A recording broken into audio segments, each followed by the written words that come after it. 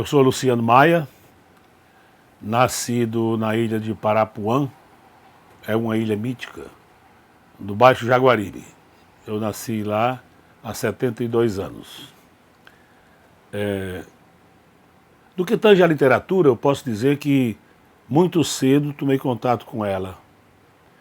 Meu pai tinha biblioteca em casa, era coisa muito rara naquele então, mas ele tinha biblioteca. O que me ensejou a ler, por exemplo, Os Sertões de Euclides da Cunha, quando eu tinha 9 anos, e evidentemente não ter compreendido o que li, mas reli depois para saber da dimensão e da profundidade, né, daquele livro fundacional da nossa literatura e, por que não dizer, da nossa nacionalidade. Pois bem, em Limoeiro, onde eu nasci, onde está a ilha de Parapuã, existia um colégio, era um ginásio chamado na época, Ginásio Diocesano Padre Anchieta, onde eu tive a sorte de estudar latim com o Padre Pitombeira e de ter também lições muito boas e bem aplicadas de outras disciplinas, como a nossa língua, né? Geografia e História, que eram fundamentais para o ginásio daquela época. E, para encurtar, eu digo que quando eu tinha 13 anos, eu comecei a escrever poemas, 13 anos. E esses meus primeiros poemas foram expostos, porque publicados é uma palavra não muito adequada para isso, foram expostos no café do senhor Afonso Coelho, no centro de Limoeiro, em cartolina, em papel cartolina, numa iniciativa da professora Carmelita Setúbal. A professora Carmelita Setúbal foi, portanto, a minha primeira produtora, a minha primeira editora, podemos dizer assim.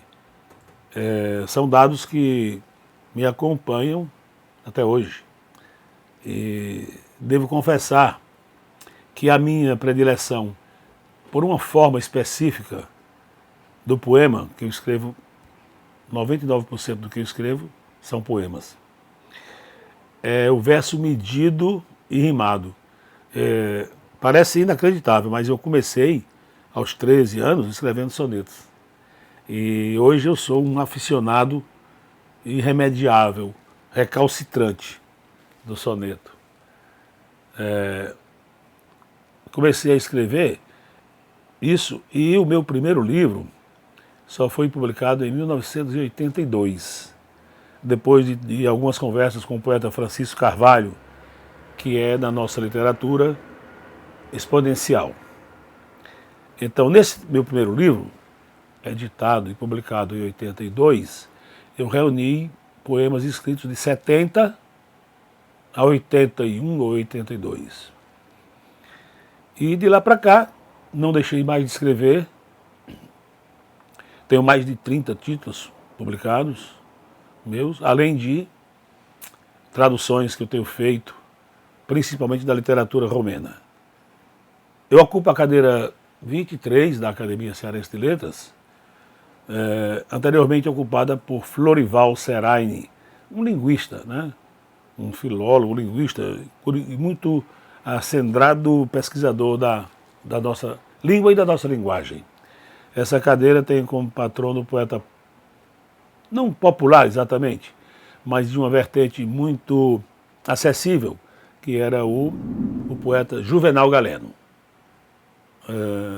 Eu entrei na academia em maio de 99, aos meus 50 anos, e fui saudado pelo saudoso poeta Arthur Eduardo Benevides, que fez um discurso muito amigável e muito cavalheiro para mim.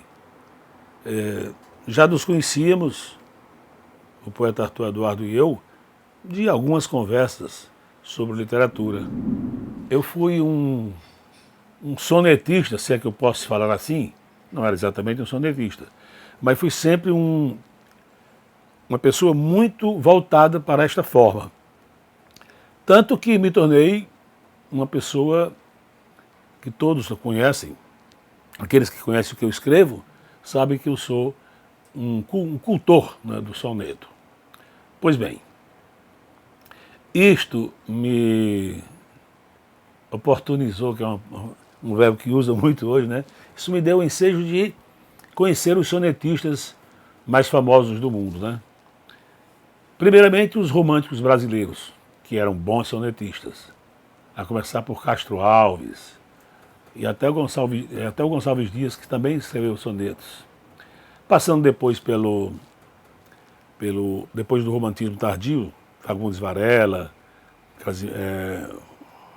Álvares de Azevedo e outros, pelos parnasianos, onde temos Olavo Bilac, que para mim é o teto do parnasianismo brasileiro, e Alberto de Oliveira e ainda Raimundo Correia.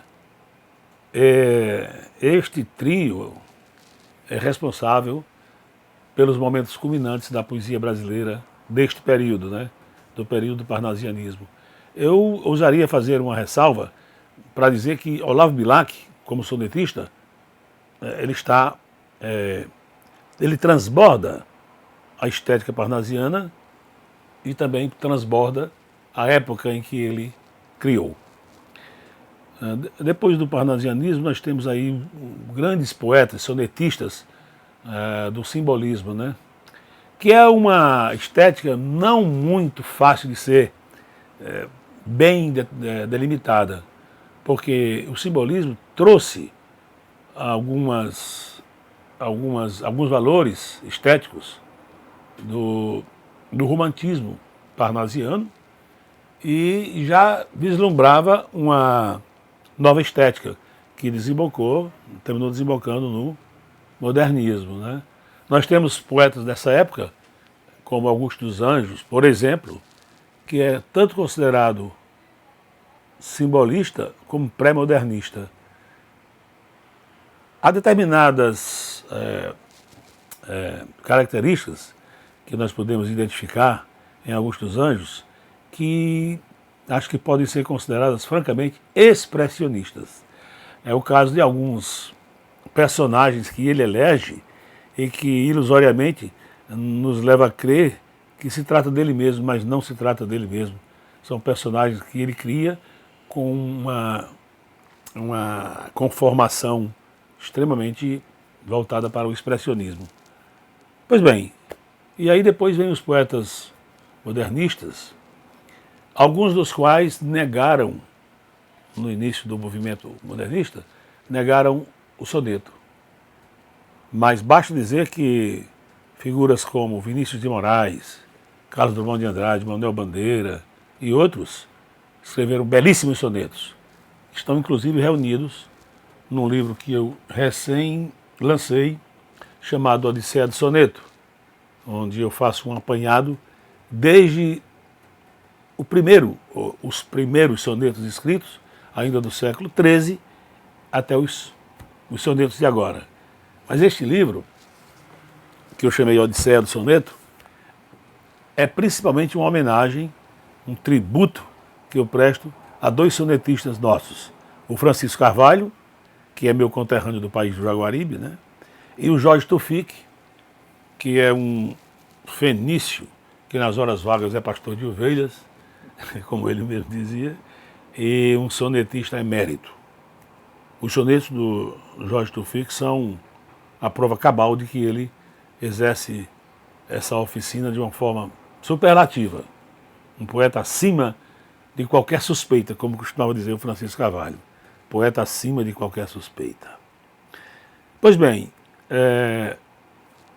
o que eu escrevi até hoje, a partir do primeiro livro, Um Canto Tempestado, que orgulhosamente ostenta a capa do Zenon Barreto, né? Que já falava muito em cataventos, em rodas girantes, os moinhos de vento. Desde este primeiro livro até o último, que é este aqui, Dunas,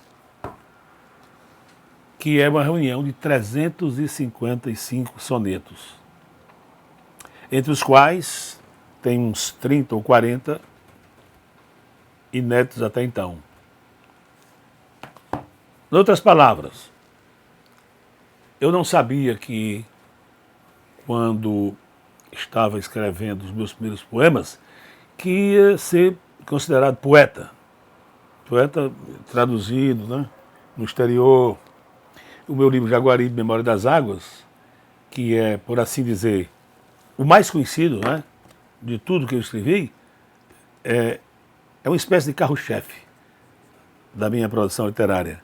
Este livrinho está traduzido ao espanhol, uma edição argentina, ao romeno e ao inglês, uma edição norte-americana.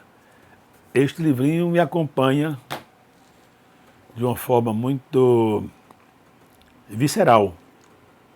Tudo que eu escrevo ainda hoje, eu acredito, faz ecoar as palavras do livro Jaguaribe, Memória das Águas. Eu acho que eu já disse que o romantismo é a estética que mais se presta à celebração do amor, né? Ou à busca do amor ideal. Então, há quem diga que o amor é romântico. Há quem diga que o sonho só pode ser sonho se for romântico, utópico. Ou seja, essa estética trabalha muito com a utopia, ou até com a impossibilidade. Porque quando o romantismo chegou, substituindo o neoclassicismo, que era toda uma gama de regras buscando a clareza, o equilíbrio, não é? Eu acho que foi Boileau que disse um dia que a verdade só é verdadeira mesmo se for clara. Isso em sua poética, onde o neoclassicismo era a pedra de toque dos poetas a quem ele se dirigia. Então, eu escrevi e publiquei há uns 2 ou 3 dias atrás um poema em homenagem a esta estética que parece difícil de ser ultrapassada, né? A estética do romantismo. E eu digo, o sonho é romântico.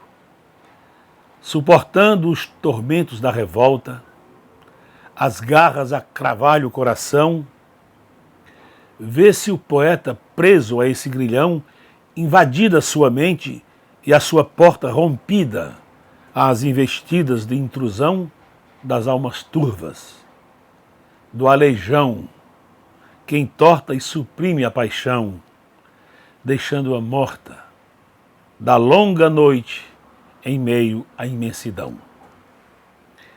É-lhe negado o sonho da utopia, e em seu lugar lhe dão, quanta ironia, o cinismo que ao fim o matará.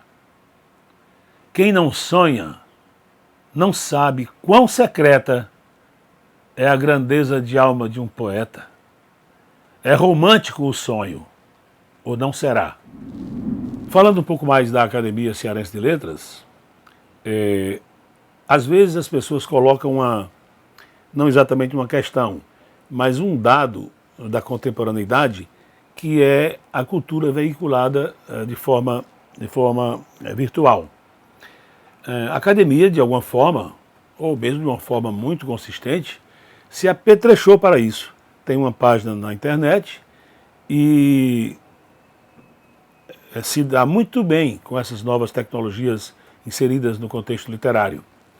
Portanto, esta vertente virtual da veiculação da cultura é uma coisa pacificada quanto à atuação da nossa academia, que, não sei se é demais lembrar, é a mais antiga do Brasil, mais antiga do que a Brasileira de Letras, a Casa de Machado de Assis. Pois é. Aqui é a casa de Tomás Pompeu, né?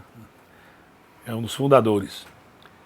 Pois bem, a academia, se algo tenho ainda a dizer sobre ela, é que ela pela longevidade, né, pelo tempo em que ela existe, ela comporta passagens, comporta períodos de sua existência que são às vezes antitéticos.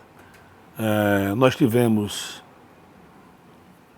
poetas e escritores notáveis como presidentes da academia. O Arthur Eduardo Benevides foi um presidente que foi bastante longevo na sua administração, mas ele tinha uma característica que me chamava muito a atenção, que era a preocupação da ocupação das cadeiras da academia por poetas, por escritores, que estavam realmente voltados ao exercício da literatura. Nos últimos 20 ou 30 anos, parece que se acentuou mais a entrada de pessoas não muito ligadas inteiramente à literatura, mas pelo menos tangencialmente, preocupados com o fenômeno literário. Eu não sei avalizar, melhor dizendo, analisar se isso é bom ou ruim para o futuro da academia. Eu quero crer que a academia, como de resto todas as outras do Brasil e até no exterior, as academias, elas se corporificam muito como uma espécie de clube. E num clube, no caso um clube literário, num clube entram as pessoas que os sócios do clube querem que entrem, né? Então, talvez isso dê oportunidade a que pessoas notáveis na sociedade, não exatamente por causa de um labor literário, terminem adentrando a academia. Isso tem acontecido, mas, repito, não sei se isso é bom ou ruim. Talvez valha a pena citar aqui o professor Liberal de Castro, de quem eu sou amigo há muito tempo. Ele dizia o seguinte: olha, antigamente os empresários, os homens bem postos na vida, quando chegavam à idade mais provecta, queriam deixar o seu nome escrito em alguns anais, né? E, como ele dizia, há algumas décadas eram os clubes sociais que eles buscavam. E se davam bem, eram eleitos diretores ou presidentes dos clubes. Mas aí, dizia o liberal, os clubes definharam, os clubes perderam o seu significado social, perderam muito daquela aparência de muito prestígio, perderam. E aí, diante disso, os empresários bem postos na vida buscaram as academias. Essa é uma análise do professor Liberal de Castro. Eu acho que sempre houve esse desejo, essa vontade de se perpetuar de alguma forma como parte de uma sociedade em que se viveu.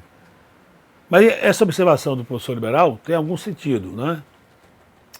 De qualquer maneira, a nossa academia está aí, cumpre o seu papel de defesa dos valores literários, linguísticos e culturais de uma forma geral, artísticos também, e ela continuará muito além de nós. Eu quero aqui fazer um registro da minha ligação com a latinidade. Não só a latinidade como ideia, mas como uma prática civilizacional, como uma herança, né? A latinidade linguística, que é inegável, e a latinidade, como os estudiosos chamam, uma forma mentis, ou seja, a latinidade é também uma maneira de sentir o mundo, né? De construir no mundo. Esta minha paixão, né, pela latinidade me fez com que eu descobrisse a irmã caçula das línguas neolatinas, que é a língua romena. Eu caminhei tanto na direção da língua e da cultura, da literatura romena, que terminei por ser indicado e nomeado cônsul honorário da Romênia em Fortaleza. Os meus 2 últimos trabalhos, que devem sair no final deste ano de 2021 ou em janeiro de 2022, são 2 livros dedicados à literatura romena. Um dedicado ao poeta nacional deles, Mihai Eminescu, que tem sido, pelos chamados eminescólogos, considerado o luzeiro dessa literatura. E eu concordo com isso. E acrescento que ele tem muitas, mas muitas mesmo, semelhanças com o nosso Castro Alves. Os dois eram românticos, os dois alçaram voos cósmicos, né, em suas poesias, em seus poemas, e ambos viveram intensamente e morreram jovens. Né? Então esse registro eu gostaria de fazer. Dentro da latinidade,